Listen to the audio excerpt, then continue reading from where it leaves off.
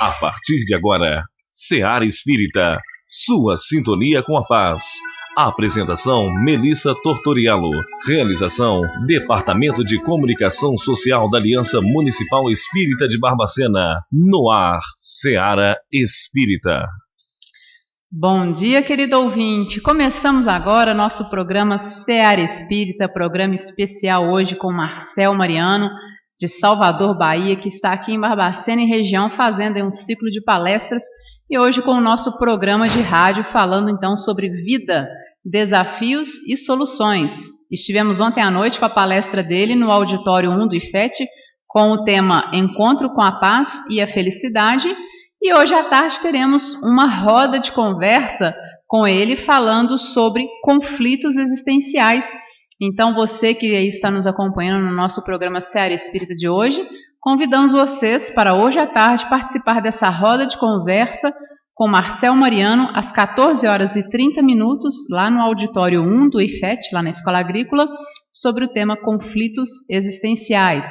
Palestra aberta ao público, entrada franca, e é uma oportunidade de nós conversarmos um pouquinho, compreendermos um pouco mais sobre os conflitos que nós possuímos ao longo da nossa existência e, principalmente, como vencê-los, como superá-los. Então, convidamos vocês para participar dessa jornada com Marcel Mariano aqui em Barbacena e região. Para nós começarmos o nosso programa hoje, falando sobre vida, desafios e soluções com Marcel Mariano, que está aqui em Barbacena e região, ele que é de Salvador, Bahia, e está fazendo esse ciclo de palestras com a gente aqui. Marcel, nós vamos falar um pouquinho sobre essa obra, né? Vida, Desafios e Soluções. Eu gostaria que você falasse um pouquinho desse livro, que é um livro tão importante, tão rico, principalmente nos dias de hoje, que parece que os desafios, não sei se são maiores do que no passado, mas a gente sempre sabe que a cada dia há um novo desafio a ser vencido. Então fale pra gente um pouquinho, introduz pra gente um pouquinho essa maravilhosa obra para nós. Um bom dia para você. Bom dia, amiga Melissa, bom dia, amigos ouvintes da Rádio Correio da Serra, nossos votos cordiais de muita paz. A obra que epigrafa hoje o nosso encontro já tem 21 anos, ela é de 1997, e foi a partir de 1989 que o espírito Joana de Ângeles, pela via mediúnica de Divaldo Pereira Franco, resolveu construir 20 livros, ou escrever 20 livros, que se denomina hoje a série psicológica Joana de Ângeles.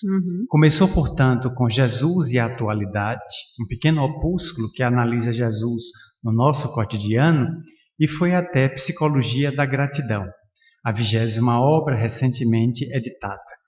Dessa maneira, em 20 volumes, ela procurou fazer uma ponte entre o pensamento de Allan Kardec, o pensamento espírita, e o pensamento de Carl Gustav Jung, que nasceu em Zurique, na Suíça, e foi considerado até hoje o pai da psicologia transpessoal, também considerada a quarta força em psicologia.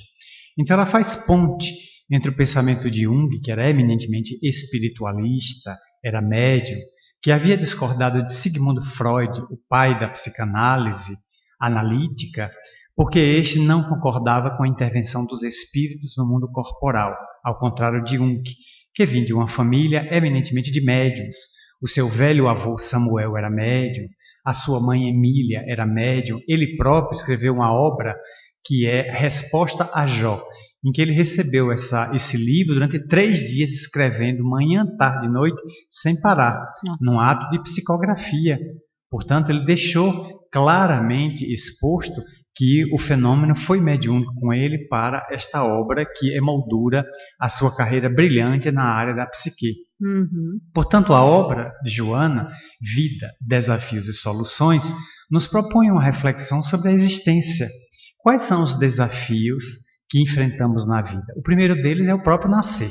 Nascer já é um desafio imenso, em que muitos espíritos desistem da reencarnação antes da hora, porque tem medo de se vincularem a um vaso físico, às suas exigências, às suas dificuldades, às doenças e às limitações que este vaso físico vai impor ao longo de uma larga existência física, que para a eternidade é apenas um segundo.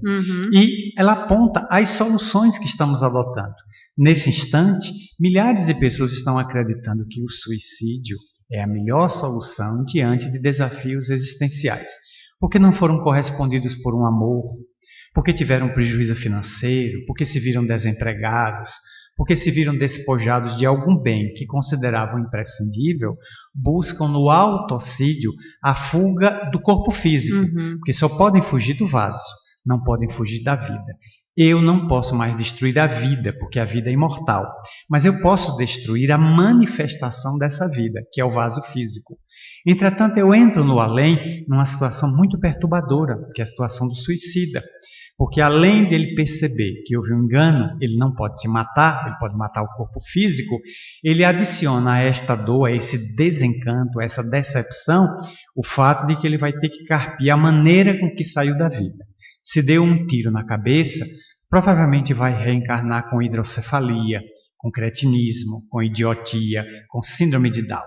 Se ele procurou o afogamento, ou atirou-se de um edifício, ou sob as rodas de um veículo pesado, ele volta sob a tetraplegia, a paraplegia e situações teratológicas muito graves na existência seguinte. Então ele adiciona um problema, outro problema mais grave ainda. Então ela vem propor nesse livro que busquemos as soluções evangélicas, a oração, a prece, o encontro com Deus, a fim de que a vida se torne mais fácil. E você, ouvinte que está nos acompanhando no Seara Espírita, gostaria de aproveitar para fazer alguma pergunta para o Marcel sobre esse tema, vida, desafios e soluções?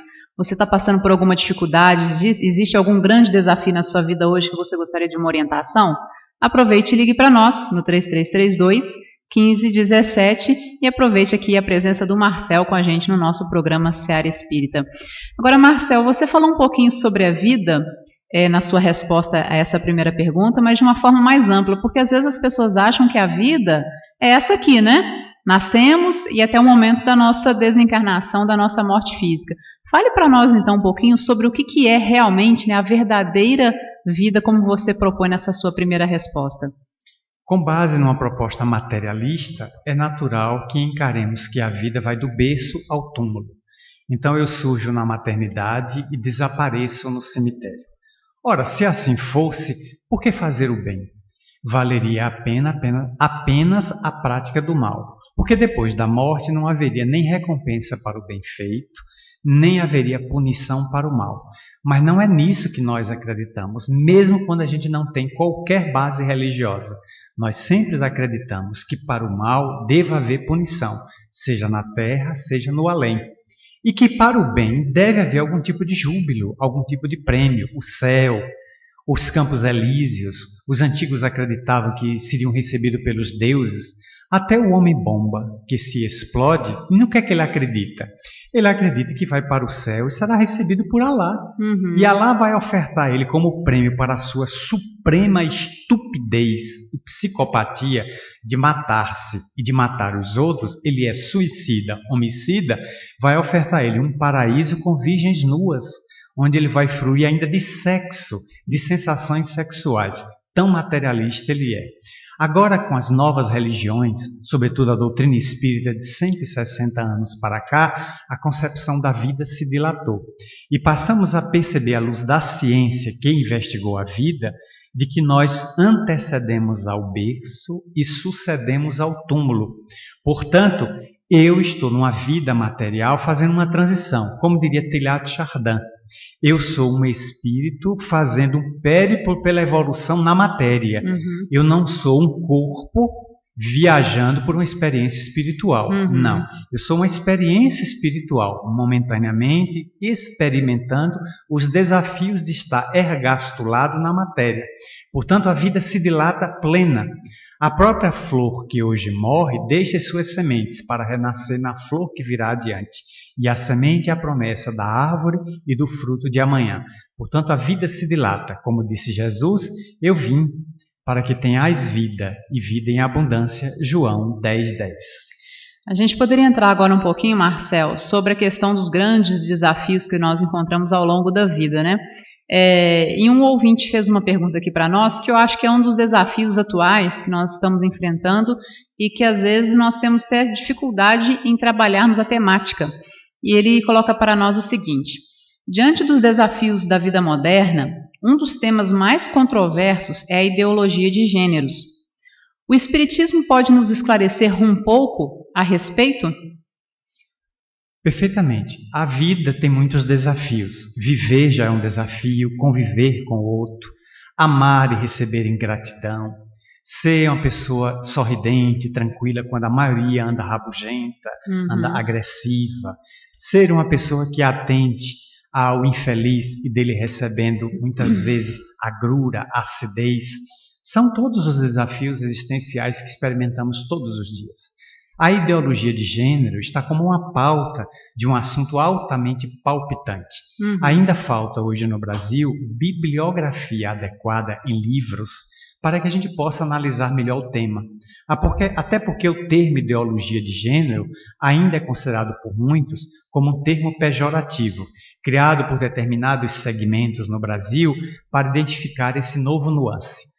Ora, existe uma proposta em torno da ideologia de gênero, calcada no marxismo-leninismo, que propõe de que o indivíduo nasce sem sexo e que o sexo é uma construção cultural, uma construção social. De modo que a um homem você pode propor que ele passe a usar vestidos, ele passe a brincar de bonecas, comportando-se como se fosse uma mulher. E você diria a uma menina que nasceu com todos os implementos típicos de uma mulher que ela pode jogar bola, que ela pode jogar rugby, que ela pode fazer os esportes violentos que são típicos do homem e se comportar como homem. Obviamente, isso agride a natureza da criatura humana, porque há pessoas perfeitamente centradas no seu sexo. Elas estão perfeitamente equilibradas. E será que nós vamos atentar contra estas pessoas, arrancando-as do equilíbrio para lhes propor o desequilíbrio? Obviamente que não. Encontramos na Terra, como é de se perceber, pessoas que estão desajustadas porque elas se sentem num psiquismo, numa polaridade sexual, mas estão mergulhadas num corpo que tem uma polaridade sexual ou uma sinalética contrária ao que pensa. E estas pessoas merecem toda a ajuda, toda a nossa consideração, são dignas, são nobres, apenas estão vivendo um conflito interior que a psicologia propõe uma ajuda psicoterapeuta para que elas se identifiquem. E que tipo de orientação elas vão dar ao sexo delas é um problema absolutamente pertinente a ela. O espiritismo não anui com a vulgaridade, com a promiscuidade, com o desequilíbrio, mas respeita todas as opções sexuais. Porque para a doutrina espírita, o espírito estagia na matéria em 4 expressões da sexualidade, a saber, assexualidade, bissexualidade, homossexualidade e heterossexualidade. São 4 expressões, todas dentro da normalidade, que são experiências evolutivas pelo qual o espírito passa para definir-se a si mesmo. O importante é que ele seja feliz, faça um bom uso do ato sexual, da sua manifestação, não causando prejuízo nem a si mesmo, nem ao próximo, pelo qual ele responderá. Porque muitas vezes é necessário que o escândalo venha, mas ai daquele que seja o promotor do escândalo, como nos advertiu Jesus. Portanto, dessa questão nos merece ainda muito estudo, análise de especialistas, de estudiosos sobre o assunto, a fim que a gente defina, mas sem qualquer tipo de preconceito, quem adote esta ou aquela linha diretora para suas próprias manifestações sexuais. Ótima resposta e muitas reflexões para nós sobre o tema, né? Dentro ainda dos desafios da vida, Marcel, um outro ouvinte nos ligou, o Wilson, e ele fala o seguinte: eu fui casado durante 30 anos, somente no civil. Hoje estamos separados e gostaria de saber se o casamento não prosperou por não ter casado no religioso.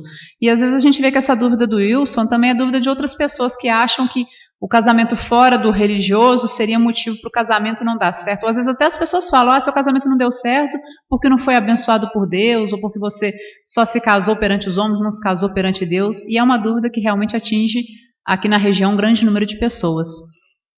A nossa opinião, despretensiosa e desataviada é de que a questão religiosa não pesa no casamento.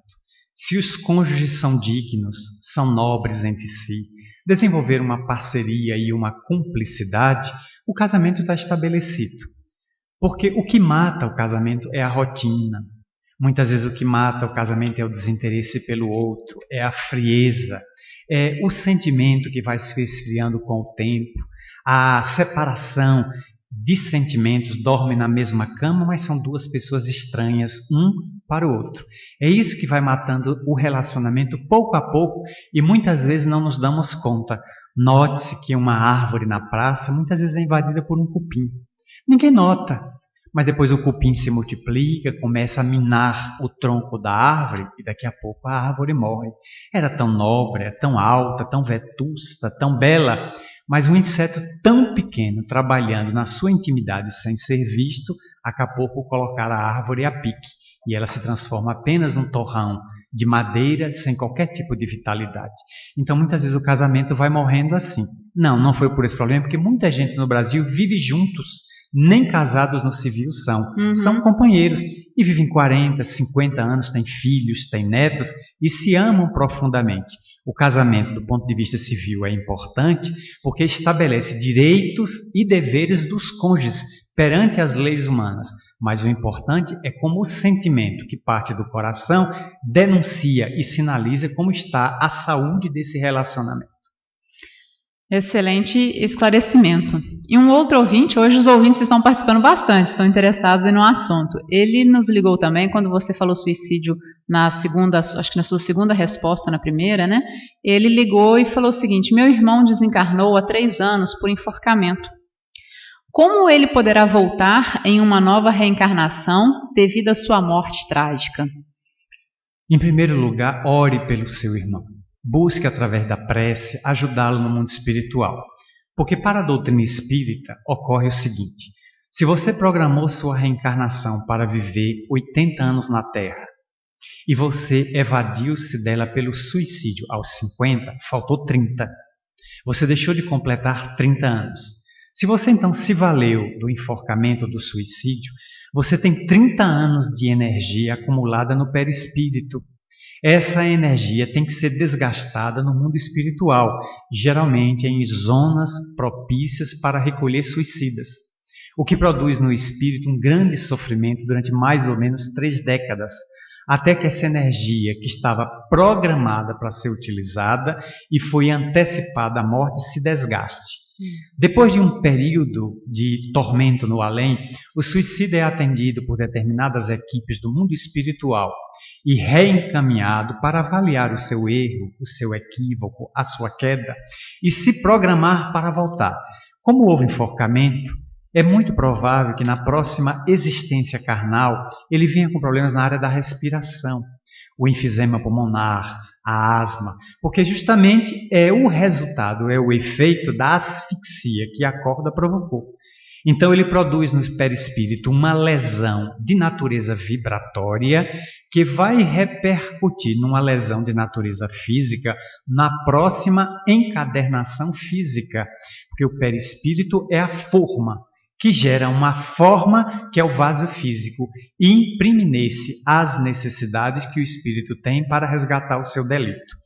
Mas não importa como ele virá, se daqui a 20 anos, é importante orar, vibrar por ele, levá-lo a ter calma, serenidade e fazer uma nova opção quando chegar o momento de voltar à Terra para o resgate necessário, para que ele continue no seu processo de evolução, atingindo a plenitude e a felicidade, a que todos nós estamos fadados pela divindade.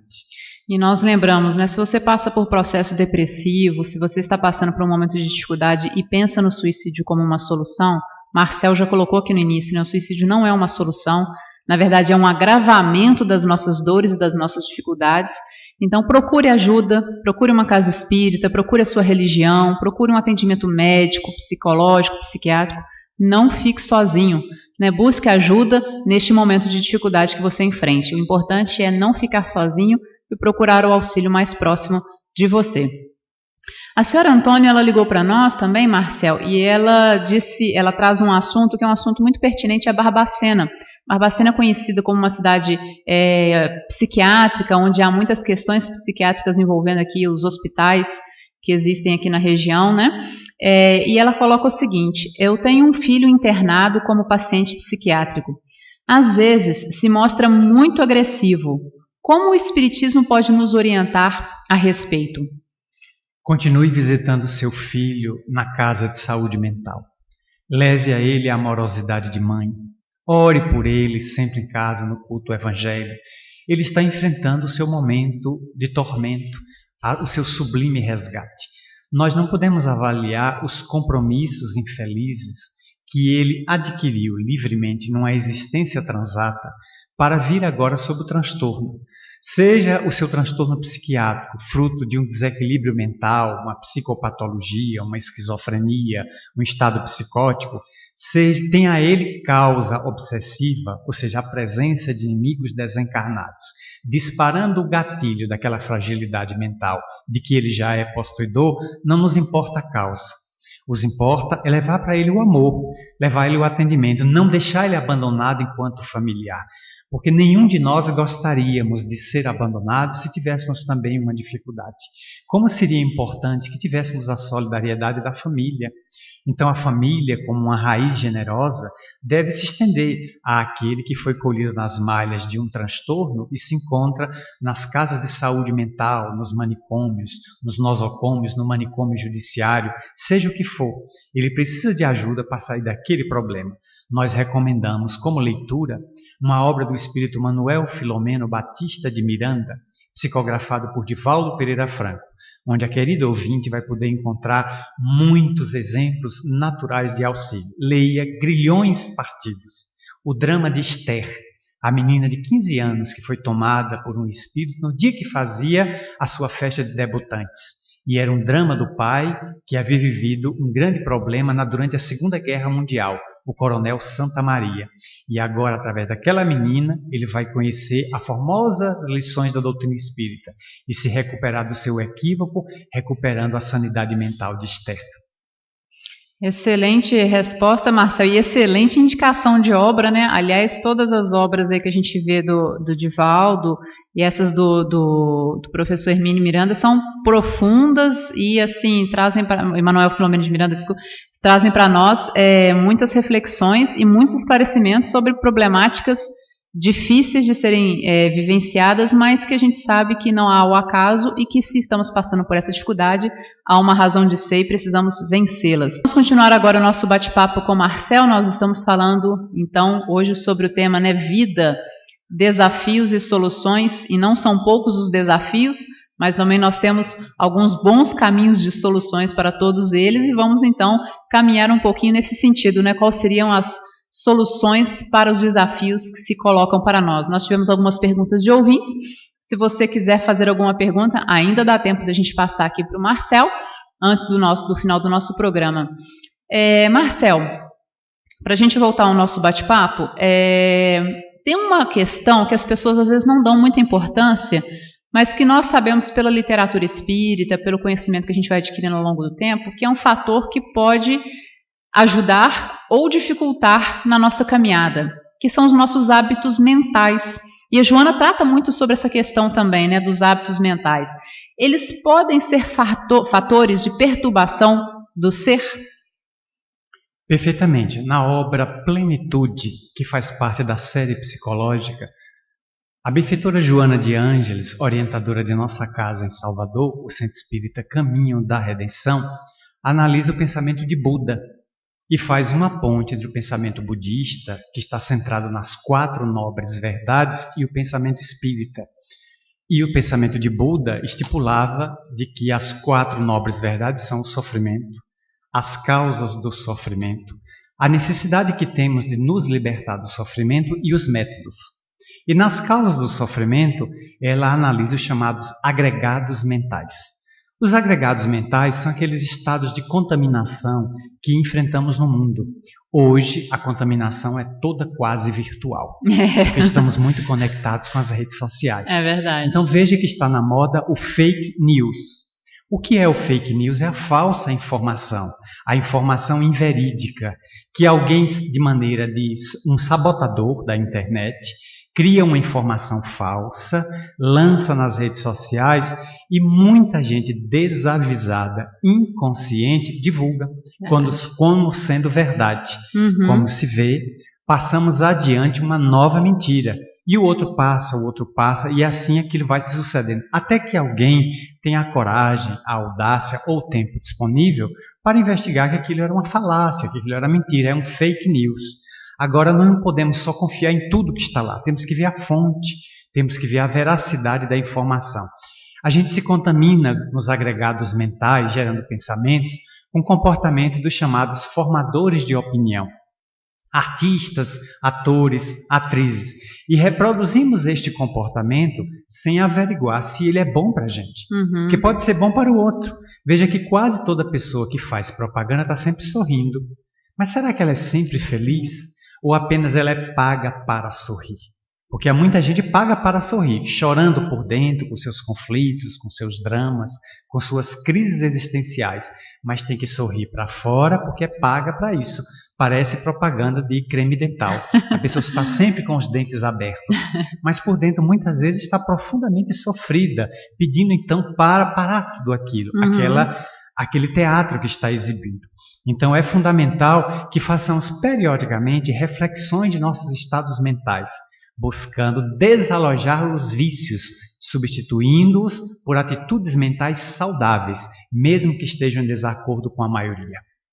Uma ouvinte faz uma pergunta também para a gente via WhatsApp, Marcel, e ela fala o seguinte, peço ao Marcel para falar para a gente um pouquinho sobre os parentes que persistem nas drogas, deixando as mães sem rumo. Fazemos tudo para ajudar e não sabemos mais o que fazer para auxiliá-los.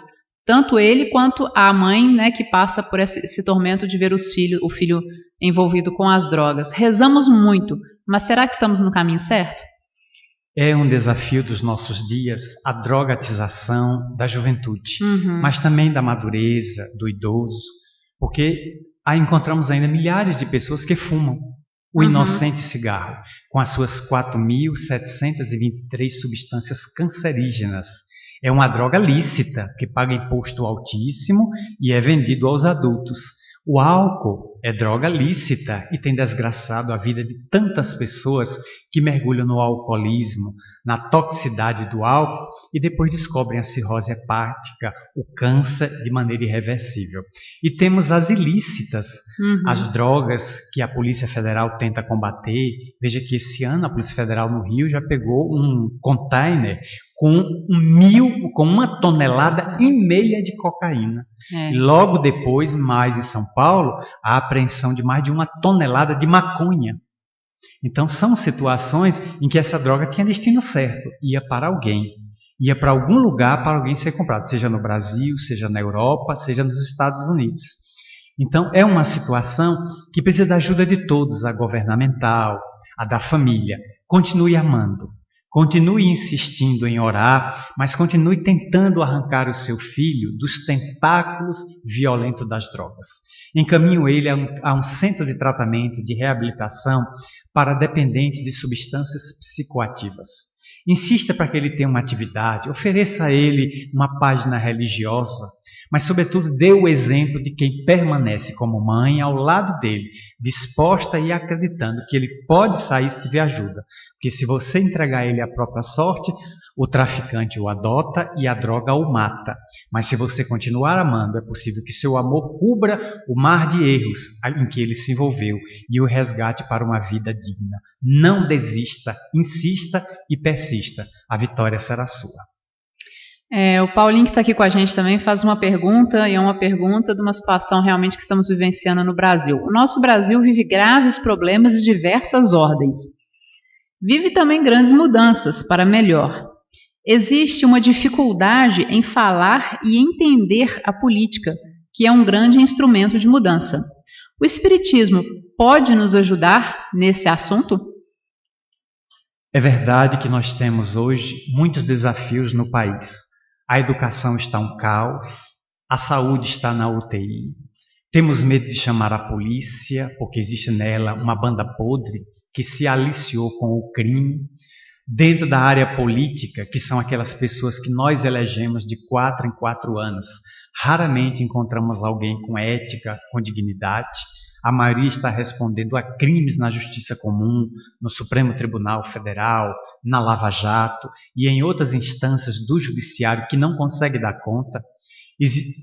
Temos hoje no Brasil 500 mil pessoas com mandado de prisão expedido que não estão presas porque não tem vagas para elas. Isso significa que teríamos que interditar o Maracanã, o Pacaembu, o Itaquera para botar as pessoas lá dentro. Ou então cercar o país, o litoral e as fronteiras secas e fazer do Brasil uma grande penitenciária. Porque no fundo, somos todos criminosos. Cometemos algum tipo de delito contra nós mesmos, contra o próximo, contra Deus, contra a pátria, contra as nossas convicções. Sejamos sinceros, a crise é boa, porque a crise vem do grego crisis, com K, e ela propõe uma mudança, uma renovação. Depois de toda a crise, há uma tendência que a gente saia melhor da crise, porque aprendemos com ela. Aprendemos com a queda, aprendemos com o erro, aprendemos com o desacerto, com o equívoco, como não errar de novo. Então é importante que da crise, a gente em outubro deste ano, escolha melhores representantes na política.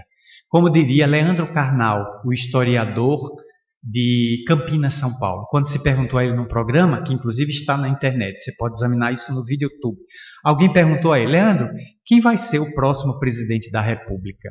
E ele disse: eu não tenho bola de cristal para saber quem vamos eleger em outubro de 2018. Mas eu tenho uma tendência de votar num demônio novo. Porque os candidatos que temos é Beelzebub, Lúcifer e Mefistófeles, para candidato agora em outubro. Mas eu tenho uma tendência a cada 4 anos de votar num capeta novo. Então é preferível um capeta novo do que um demônio velho. Porque eu já sei das artimanhas do antigo. Então eu prefiro eleger um capeta novo. A ironia dele é muito fina, de Leandro Carnal, porque é uma característica dele. Mas vamos fazer uma analogia. O Espiritismo pede que tenhamos uma ética. Então eu devo agora avaliar o candidato político pelo comportamento ético, pelo seu passado. Se ele foi uma má pessoa, não será um bom político. Então eu vou dar oportunidade a uma outra pessoa para governar meu estado, governar o país e legislar nas câmaras federais ou estaduais, de modo que eu tenha melhor qualidade para este ano em nosso país. E o que eu vejo de maior dificuldade, Marcel, dentro do que você coloca e numa das suas respostas anteriores, que quando você fala das fake news, é que hoje o que é verdade e o que é mentira sobre essas pessoas. Igual você fala, vamos analisar os candidatos, vamos pesquisar, vamos saber a fundo. E às vezes a gente fica meio perdido porque a gente recebe informação o tempo todo de todos os lugares. O que é verdade, o que é mentira, porque às vezes a gente vê veículos de comunicação, entre aspas, considerados idôneos, trazendo notícias que não são verdadeiras, informações que são falsas. Então a gente fica um pouco perdido nesse processo como um todo, né? Como escolher esse demônio mais novinho, né? Esse dia mais novo que tá, realmente é difícil. E um dos graves problemas hoje do Brasil é a polarização. Hoje nós estamos muito polarizados. É 880. Ou você é extrema direita ou você é extrema esquerda. Raramente a pessoa tem o equilíbrio de ser do centro, de ouvir uma opinião contrária e admirar a sua opinião, mesmo que você não concorde com ela. Sigamos Rousseau.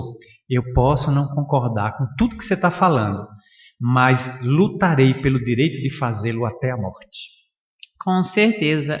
O Márcio de BH está sintonizado com a gente. Manda um abraço para você, Marcel. Diz que o programa está bacana. Obrigada, Márcio. Um abraço para você também. Marcel, a gente vê também a doutrina nos falando da importância do nosso autodespertamento, né? Da gente trabalhar esse homem novo, né? Esse ser integral dentro de nós. Como a gente pode desenvolver isso diante de tantas dificuldades que a gente falou até agora, né? Como a gente pode buscar esse nosso despertamento espiritual, apesar dos conflitos, apesar dos problemas que chegam até nós o tempo todo? Através do exercício do amor. Porque até agora nós temos nos valido do exercício do ódio, da agressividade, da violência. E todos esses estados nos levaram a guerras de arrasamento. Ninguém esqueça que só no século XX, 18 anos atrás, nós tivemos 2 guerras mundiais. Não ficamos contentes com uma que matou 30 milhões de pessoas entre 14 e 18. Fizemos outra entre 39 e 45, com o uso de artefatos nucleares. E nesta segunda se matou 70 milhões de pessoas. Então, em 2 guerras, matamos 100 milhões de pessoas. Mao Tse-tung, ao implantar a Revolução Cultural na China, matou outros 70 milhões de pessoas. Joseph Stalin, ao implantar o seu sistema socialista, comunista na Rússia, matou 25 milhões de soviéticos. Então nós tivemos um século de verdadeiros canibais, de verdadeiros predadores, aves de rapina. Então agora nós precisamos resgatar neste século novo o espírito de Gandhi, a ahimsa, a não violência. Trazer os exemplos de Mandela, que resistiu 27 anos na cadeia e podia ter incendiado a África do Sul e tornou-se um pacifista. Malcolm X, Martin Luther King Jr., Madre Teresa de Calcutá, Irmã Dulce, Chico Xavier, João 23, o Papa da Paz, o Papa da Harmonia. Agora o exemplo de Francisco, esse notável homem da Igreja Católica, este missionário, que chegou para dialogar com todas as religiões, que conta piada, que é simples como uma flor do campo e é singelo como as melissas que estão plantadas nas verdes pradarias.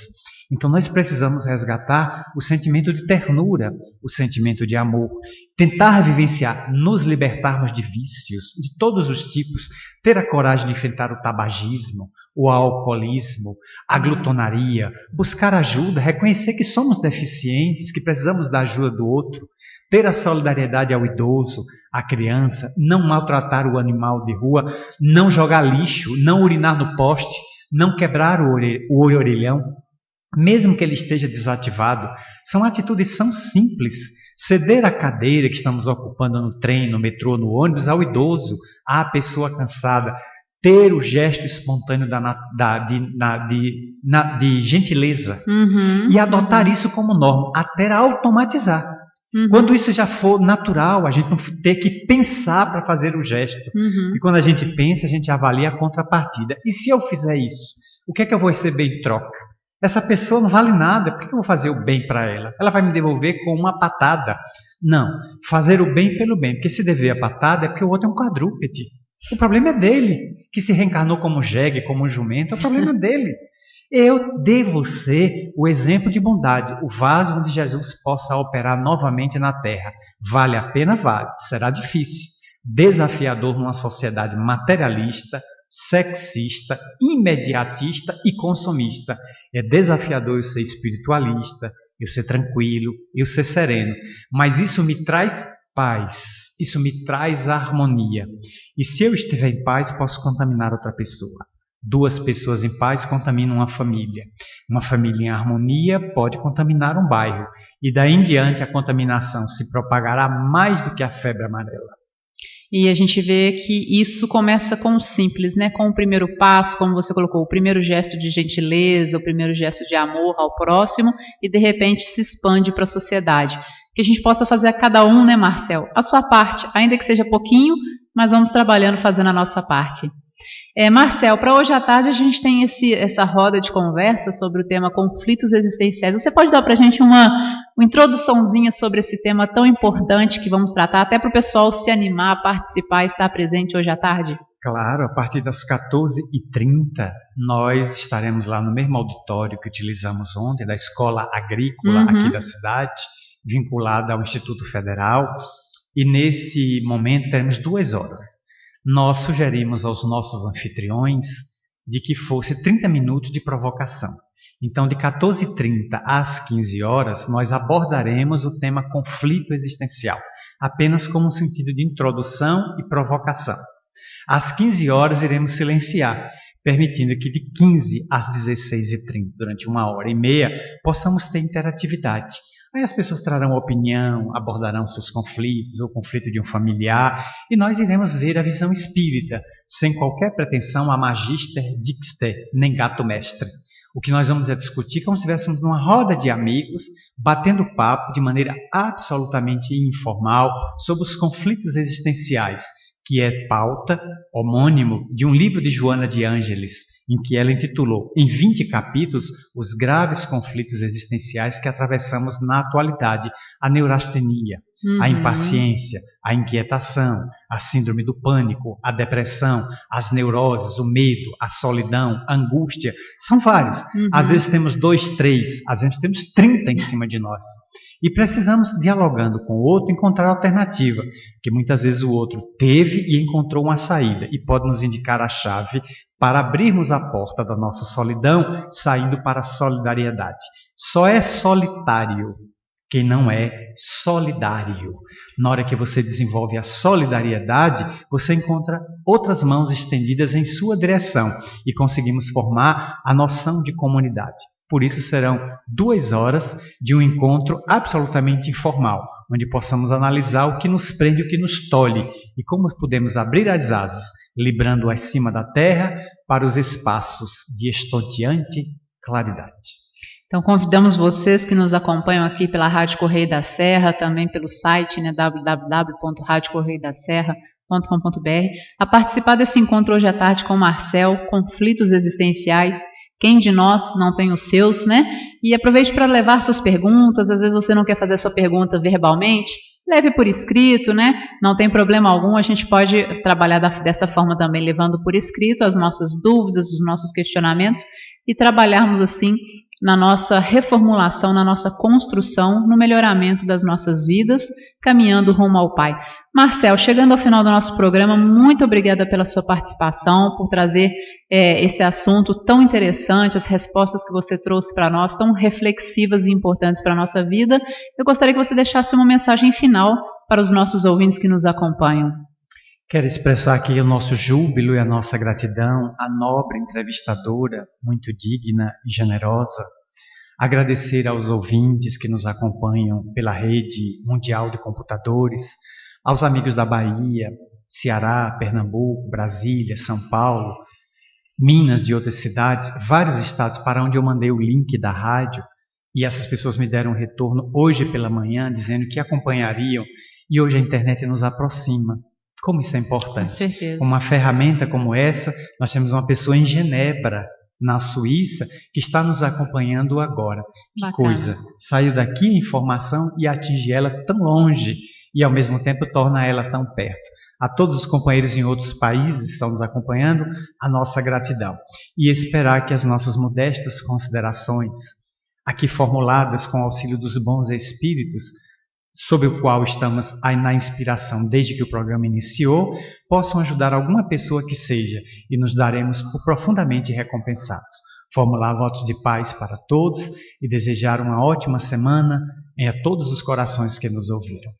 Marcel, mais uma vez, muito obrigada. Que Jesus te abençoe na sua jornada de divulgação doutrinária, te abençoe nessa sua missão de levar a mensagem do Cristo para os corações e para o fortalecimento de tantas vidas que passam pelas suas dificuldades, pelos seus desafios. Que possamos alcançar as soluções que estão dentro de nós, mas que o Evangelho do Cristo tão nobremente nos traz o caminho a ser seguido, em especial o caminho do amor ao próximo, amando ao próximo como a nós mesmos e a Deus acima de todos. Agradecemos a participação dos ouvintes, vocês que nos acompanham, nossos amigos internautas. O nosso abraço carinhoso a todos vocês, desejando um excelente final de semana. Você ouviu o programa Seara Espírita.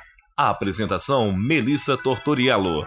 Realização do Departamento de Comunicação Social da Aliança Municipal Espírita de Barbacena.